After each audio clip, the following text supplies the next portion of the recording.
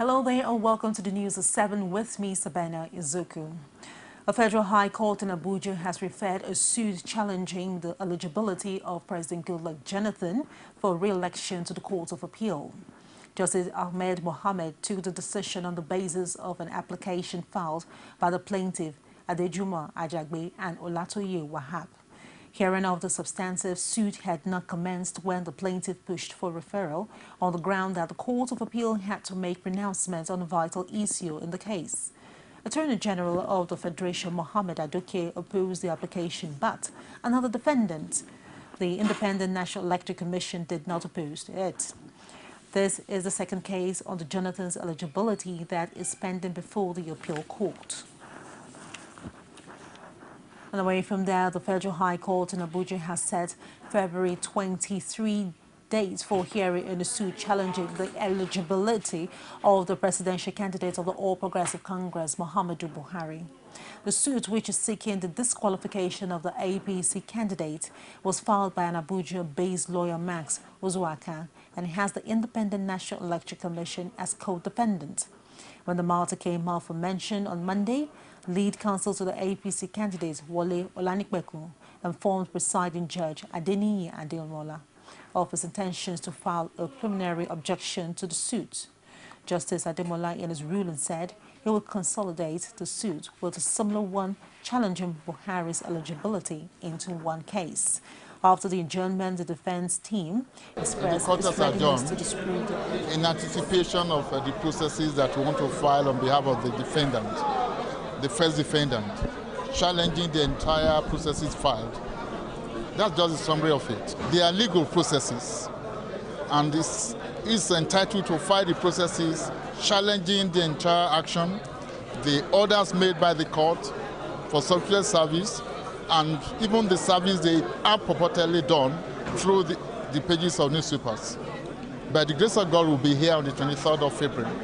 So all counsel were in court, and we informed the court that certain processes were being filed, and that in any event we had come to appear on protest against the suit. Some other people came to say they wanted to join. But you know, in law, the one that you deal with first is the one challenging the jurisdiction of the court. It is after that issues can properly arise as to whether any other person can join. So for now, the matter is adjourned to the 23rd of February to deal with all pending applications in order of priority. The APC presidential campaign organization claims that President Goodluck Jonathan had instigated the postponement of the elections by 6 weeks out of fear of electoral loss. It said it had seen the handwriting on the wall and decided to use the renewed effort by the multinational force against insurgents as an excuse. Spokesman for the campaign team, Galbashe, who said in a statement that there were indications through opinion polls that President Goodluck Jonathan was in his last days at Aso Rock. He added that the polls commissioned by government in secret by independent polling companies in the United States, United Kingdom and Israel have shown the president that the Nigerian people are massively against him. The campaign spokesman noted the postponement is just a postponement of inevitable. And away from there, the former Ekiti State Governor and the APC chieftain Kayode Fayami has asked Nigerians to expect more shocking revelation on what transpired during the June 21, 2014 Ekiti governorship election. Fayami also urged Nigerians to keep hope alive despite the postponement of the general elections by INEC. Rashid was at the Thanksgiving service marking Fayami's 50th birthday at Isho Ekiti.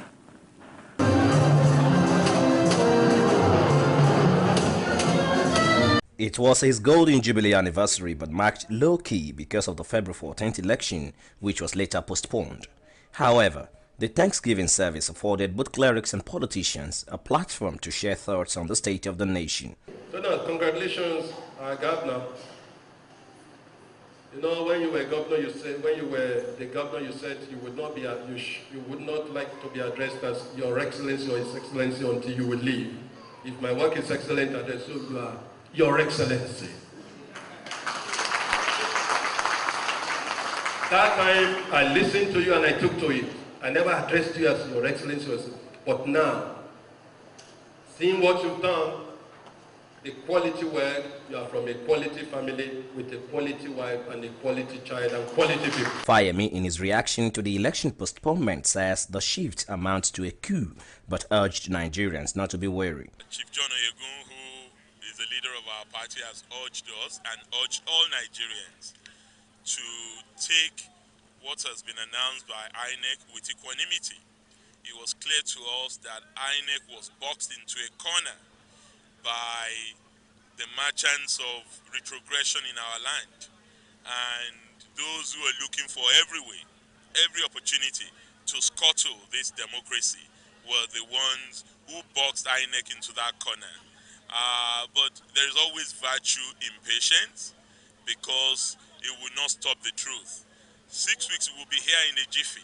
Ekiti, which is currently a subject of national discourse following the leakage of an audio file allegedly containing a plot to rig the June 21, 2014 Ekiti governorship election, has garnered varying reactions. Fayemi, in his reaction, shared his opinion on the leaked audio file.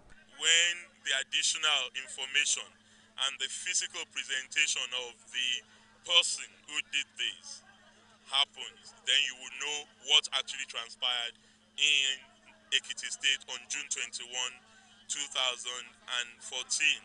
Of course, people have asked, why now? Because we knew we have the same intelligence that we used in preventing this from happening in Osun State.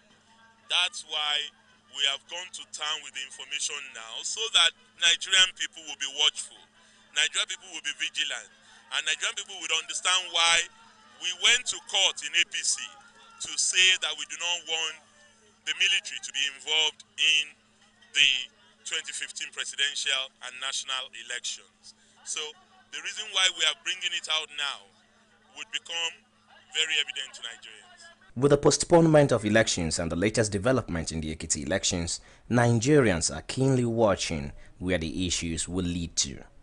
Rashid, CoreTV News, Ishon Ekiti. Deputy Senate President Ikweremadu has appealed to all Nigerians to take the shift in the dates of the forthcoming general elections in good faith. This, it says, is because the postponement was meant to ensure that elections were not only peaceful, free and fair, but also adjudged so by Nigerians and the international community. Senator Ikweremadu spoke during a civic reception organized in his honor by Igbo community in Enugu State.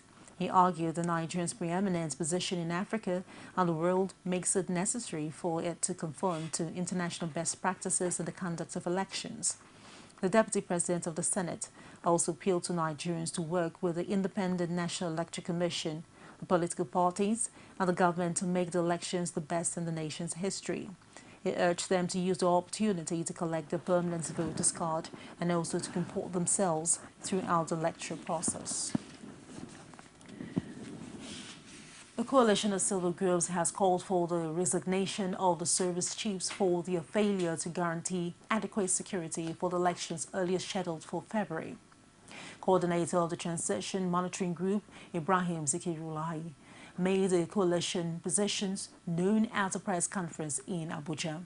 The rights activists noted that by claiming that they cannot guarantee security, the security agencies have succeeded in arm twisting the Independent National Electoral Commission to shift elections in order to satisfy the ruling party.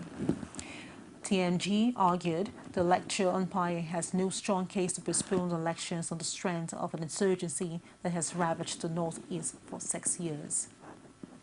Even those that are shifting this election, that are pushing for the shifting of the election, knows that their reason is not tenable. So what they did simply is treasonable.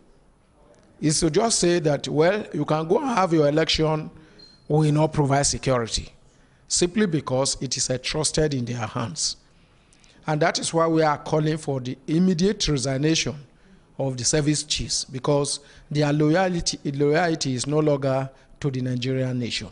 It is now for individual few who want to use the postponement for their own parochial interests.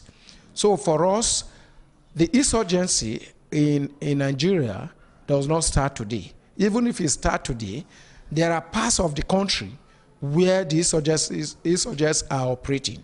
And don't also forget that these same states, in the face of the insurgents, have organized local government election. And heaven did not fall there. So the president himself has gone to Maiduguri twice in the last 1 month to canvass for election. So if the security in the northeast, he has gone to Bauchi, he has gone to Gombe, he has gone to Adamawa. If the insecurity in those areas permitted him to campaign, then I do not see the insurgencies tampering with our votes. ECOWAS has advised members of Nigerian political class to avoid actions and comments that could incite their supporters or opponents to violence now in the aftermath of the shift in elections. It also wants the Independent National Electoral Commission to use the 6-week window to complete all pre-election arrangements. ECOWAS said in a statement issued in Abuja that in spite of concerns about the postponement, Nigerians have every reason to uphold the rule of law, as well as abide by the democratic process. In addition, the regional body called on the security forces to remain dedicated to restoring normalcy in the northeast Nigeria. The national leader of the All Progressive Congress, Bola Tinubu, is convinced that the authorities would come up with more excuses after 6 weeks to try to delay the elections. He, however, noted that the will of the people will always triumph over any trick to derail the democratic process. The former Lagos State governor said this in a statement he issued in reaction to the decisions by the Independent National Electoral Commission to postpone the general elections. He argued the only reason the elections were shifted is because of President Goodluck Jonathan's fear of an electoral loss. Tinubu wondered why the military chiefs had to wait till 1 week to the elections before launching an offensive against Boko Haram. The APC leader also insisted that if elections could hold in places with worse security situations like Afghanistan and Pakistan, he does not see why it could not hold in a country where 14 out of 774 council areas were affected. The presidential candidate of the All Progressive Congress, Muhammadu Buhari, on Monday took his message of change to the delegates' conference of the Nigerian Labour Congress. The former head of state told the gathering in Abuja that in line with his party manifestos, he will identify and promote growth of industries and give incentives for the use of local content if the elected president. He added that the APC government will protect and respect the laborer's right to organize as well as guarantee his right to collective bargaining in good faith. Buhari promised to make the country more secure in the face of the insurgency ravaging the northeast, as well as put up a structure for the economic to grow. We'll just take a short break, and when we return, there'll be more stories for you. Do stay with us. Gubernatorial election is here again.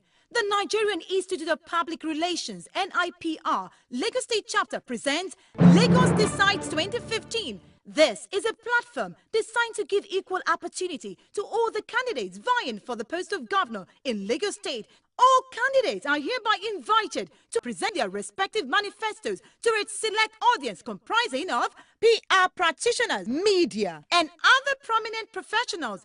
Lagos Decides 2015 comes up on Wednesday, 11 February 2015. Time, 11 a.m. Venue, LCCI Event Center, CBD, Alausa Ikeja. Admission is strictly by invitation.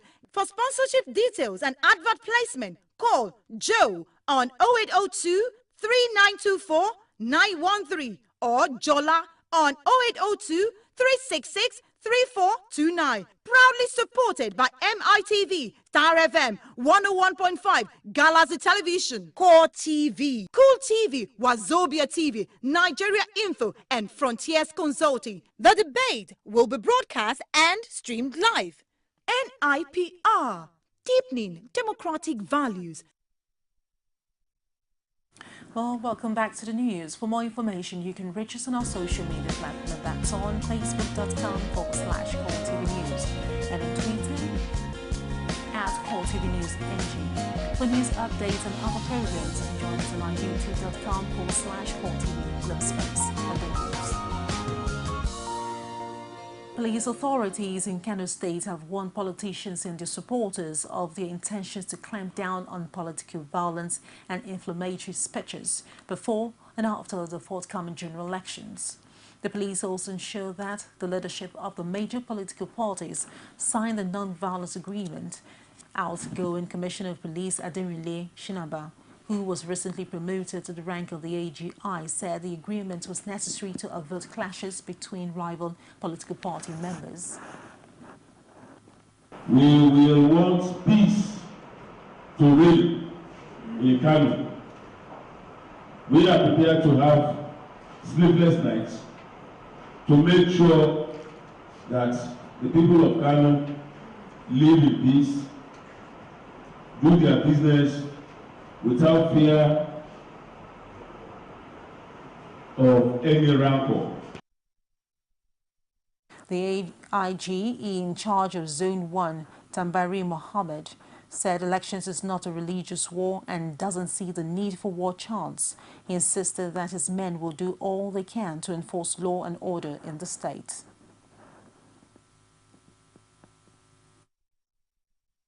We all are living witnesses to the fact that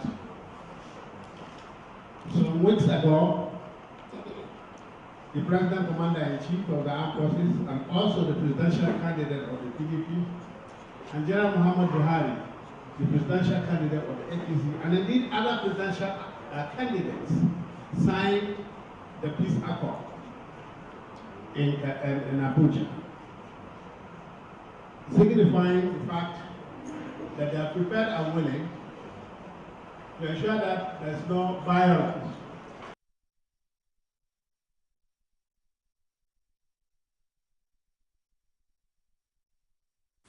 Boko Haram leader Abubakar Shekau vowed in a new video released today the group will defeat a regional force fighting extremists in Nigeria, far northeast, Niger and Cameroon. It says in a 28-minute speech, one of the 3 videos posted by the Islamists on YouTube, the regional coalition will not achieve its aim. Troops for Nigeria have been backed by soldiers from Chad, Cameroon and Niger in recent weeks because of increased concerns about Boko Haram's threat to regional security. In the second of the latest video, images of the leader of the Islamic State group, Abu Bakr al-Baghdadi, are shown along with archived footages and voice-over recalling a battle between British colonial soldiers and fighters from Sokoto Caliphate in northern Nigeria. Shekau has name-checked al-Baghdadi before but appears to be positioning Boko Haram in a wider jihadi context by showing Sokoto Caliphate, which was dismantled by the British in the early 20th century. He declared that the fight was not against Africa alone, but the world at large. Shekau dismissed the size of the force, which had previously been set at about 7,500.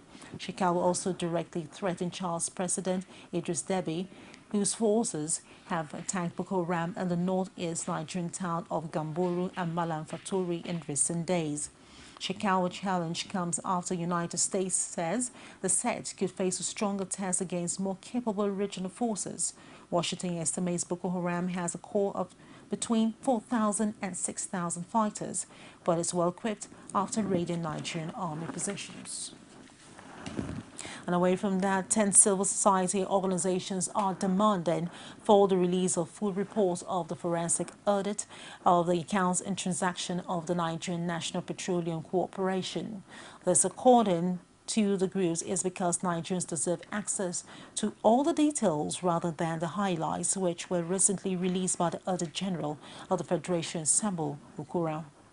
Civil society organization working on good governance in the extractive industry argues that the federal government engaged PricewaterhouseCoopers last year to carry out a forensic audit so that the citizenry would know how the corporation is run. The civil society organization also wants the Nigerian National Petroleum Corporation to make public its plans to refund the outstanding amount of $1.48 billion. That's about 274.54 billion naira to federal government coffers. In addition, The groups have called on the National Assembly to ensure the passage of the Petroleum Industry Bill before the expiration of the tenure of the present Assembly. The Public Accounts Committee of the House of Representatives plans to summon PricewaterhouseCoopers over the outcome of the forensic audit of the Nigerian National Petroleum Corporation once the lawmakers resume after the elections. Committee Chairman and the APC senatorial candidate for Lagos West, Solomon Adiola, disclosed this at a town hall meeting in Ikeja, Lagos. He said the auditors would be invited to shed more light on the details of the audit and their term of reference. Adiola noted the summarized versions presented to the media by the Auditor General, Sambo Okura, raises more questions. The answers on the $20 billion, which the then Central Bank Governor Lamido Sanusi claims was missing. The chairman of the Public Accounts Committee said the House needs to know the details of how the Nigerian National Petroleum Corporation was inducted for the $1.48 billion out of $20 billion. President Goodluck Jonathan has received the report of the 2015 Christian pilgrimage from the leadership of the Nigerian Christian community. Speaking out of the brief ceremony, the president hailed the committee of the Pilgrims Board for the success of the exercise. He also pledged to look into the recommendation put forward by the delegations.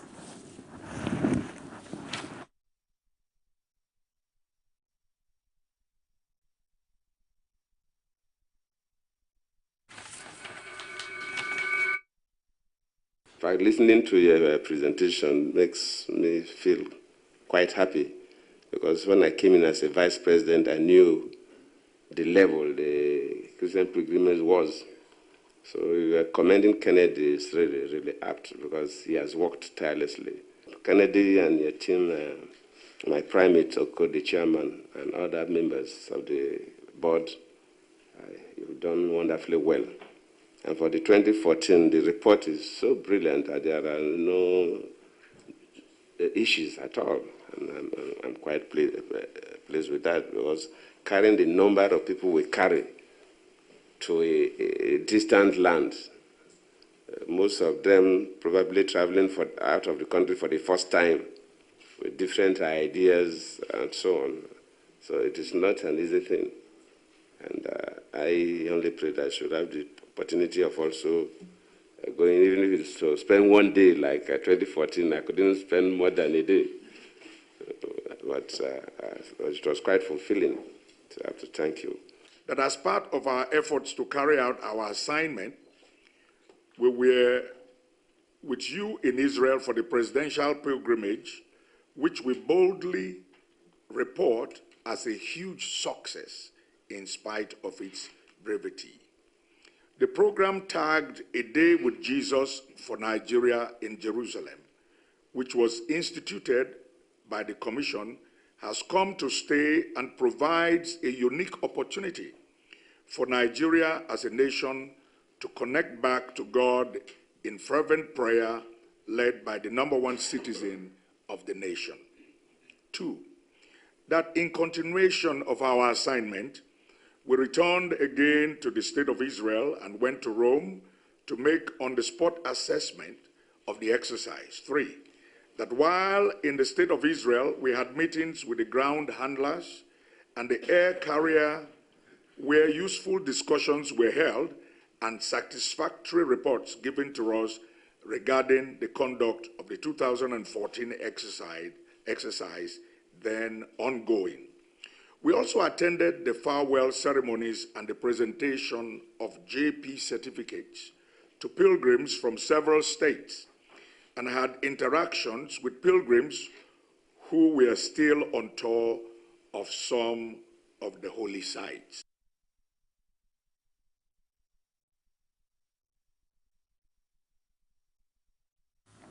And that wraps up the news at 7. Don't forget to keep a date with us at 9:45 p.m. And that's our prime time news. For me and the news crew, we say many thanks. I am Sabina Izoku.